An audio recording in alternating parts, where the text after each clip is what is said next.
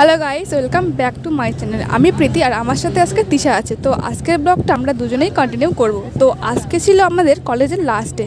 তো এই দিন আমরা সবাই মিলে তুলতে গেছিলাম মার্কশিট। তো তার আগে গেছিলাম আমাদের লাস্ট পড়ার ব্যাচে। তো আমি সব সাথে ভিডিও করেছি, কারণ এই দিনগুলো বা এই যে বাড়ি বা এই যে জায়গাটা আমি আর এরপরে আসতে পারবো না। তো সব কিছুর জন্য লাস্ট স্মৃতি আমি তুলে রেখে গিয়েছিলাম।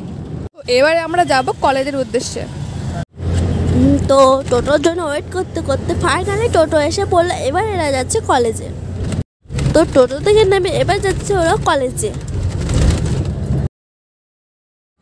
তো কোন কলেজ বলো তো? আমাদের বসিরহাট কলেজ।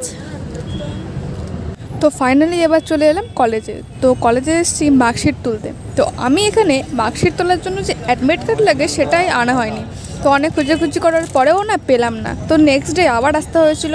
তো এখানে সঙ্গীতা মার্কশিট তুলে নিয়ে বাড়ি চলে গেল। তো এখানে তার আগে তোমাদেরকে দেখিয়ে দিই আমাদের কলেজের মাঠটা।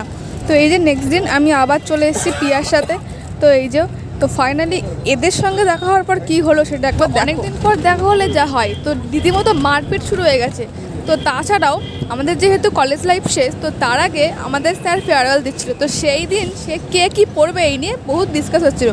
আর এখানে পিয়ার এক্সাইটমেন্ট একবার দেখছো তো।